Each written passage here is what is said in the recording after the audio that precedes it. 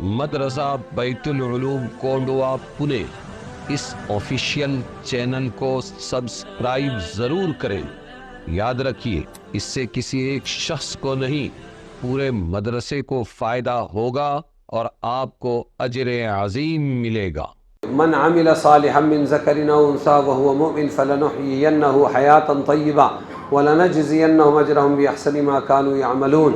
جس نے کیا نیک کام، مرد ہو یا عورت، وہ ایمان پر ہے تو اس کو ہم زندگی دیں گے، ایک اچھی زندگی، اور بدلے میں دیں گے ان کو حق ان کا بہتر کاموں پر جو کرتے تھے۔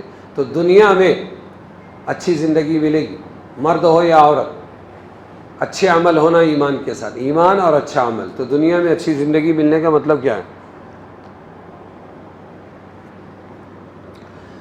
اصل مراد تو آخرت کی زندگی اچھی ملے گی، لیکن دنیا میں بھی اللہ تعالیٰ اچھی زندگی دیں گے کا مطلب ہے اسباب اگرچہ ان کے پاس بہت زیادہ نہ ہو لیکن وہ ٹینشن فری زندگی گزاریں گے۔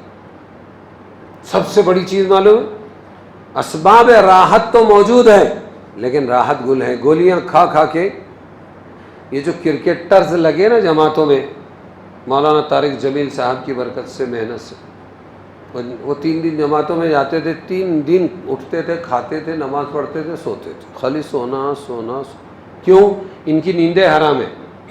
یہ تم کو دکھتی ہے بہت اچھی، چاندی کے پردے کی زندگی، ہنس رہے کھیل رہے، یہ سب اندر سے مردہ ہے۔ اور چین کی زندگی اگر کسی کے پاس ہے تو وہ چٹنی روٹی کھانے والے کے پاس۔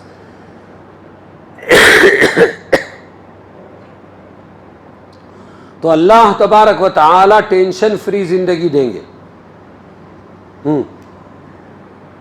اور پھر دیندار کو ایک یقین ہے کہ آج اگر دنیا میں میرے پاس مال و دولت نہیں ہے تو کیا ہوا، اس کے بدلے میں بس مرا کہ سیدھا جنت۔ یہ بہت بڑا اطمینان ہے۔ یہاں تو نہ خدا ہی ملا، نہ وصال صنم، نہ ادھر کے رہے نہ ادھر کے رہے۔ جس کو دنیا ملی لیکن دین نہیں ملا، وہ دنیا میں بھی پریشان ہے، آخرت میں بھی پریشان، اولاد سے بھی پریشان، فیملی سے بھی پریشان، لوگوں سے پریشان۔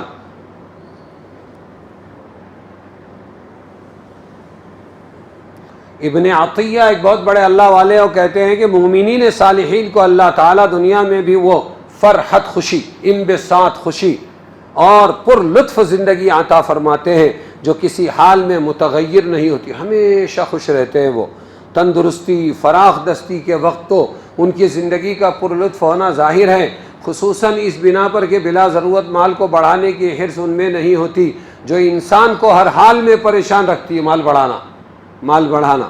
اور اگر تنگ دستی یا بیماری بھی پیش آ جائے تو اللہ کے وعدوں پر ان کا مکمل یقین، مشکل کے بعد آسانی، یہ کلفت کے بعد راحت ملنے کی قوی امید ان کی زندگی کو بے لطف نہیں ہونے دیتی۔ ارے سمجھے کہ نہیں؟ ہر حال میں خوش۔ جیسے کاشتکار کھیت بو لے اور اس کی پرورش کے وقت اس کو کتنی ہی تکلیفیں پیش آئے، سب کو اس لیے راحت محسوس کرتا ہے کہ چند روز کے بعد اس کا بڑا صلہ اس کو ملنے والا ہے۔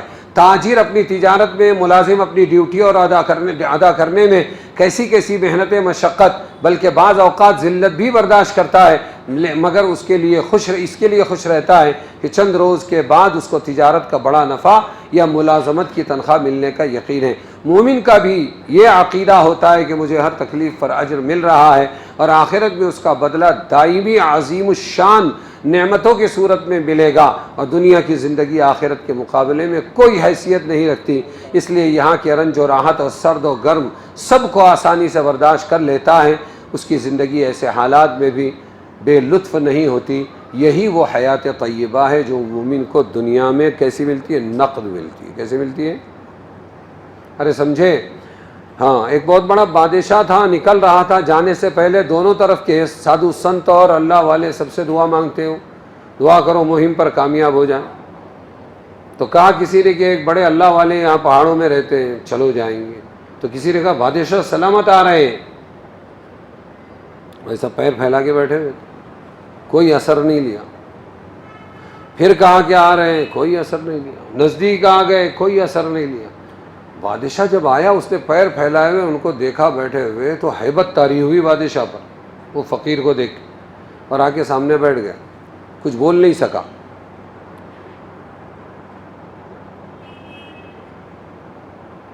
اور پھر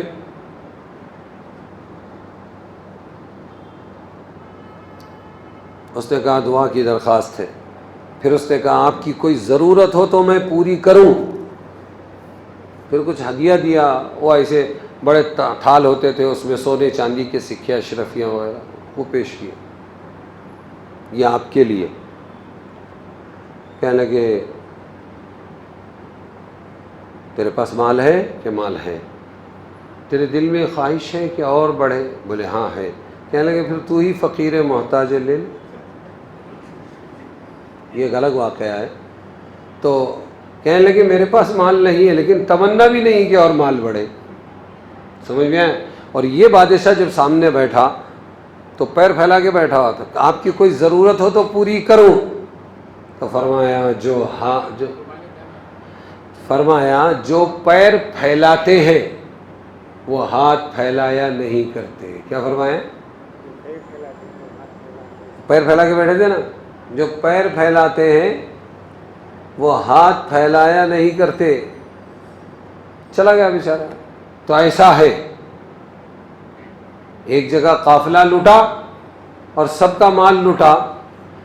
ایک بیچارے بیٹھے ہوئے مست تھے تو کسی نے کہا تم کو تکلیف نہیں ہو رہی؟ سب رو رہے ہیں پلا رہے ہیں کہ ہمارا مال گیا. کہنے لگے ان کی دنیا دل میں تھی، جو لٹ گئی تو افسوس ہوا. ہمارا مال دل میں نہیں تھا، باہر تھا، لٹ گیا. دل کی مایا تو اپنی جگہ باقی. سمجھ میں آئے؟ تو ایسا ہے کہ جن کو اللہ دنیا میں حیات طیبہ دیتے، ایمان والے اچھے عمل والے مرد ہو یا عورت، وہ دنیا میں رہتے تو ہیں لیکن ان کا دل وابستہ آخرت سے ہوتا ہے. ان کے دل کے اندر دنیا بسی بھی نہیں ہوتی ہے، اس لیے ان کو رنج و افسوس بھی نہیں ہوتا ہے. ہمیشہ حشاش بشاش. ارے سمجھ میں آیا کہ نہیں آیا؟ وہ بدلتے نہیں، حالات سے متاثر نہیں ہوتے.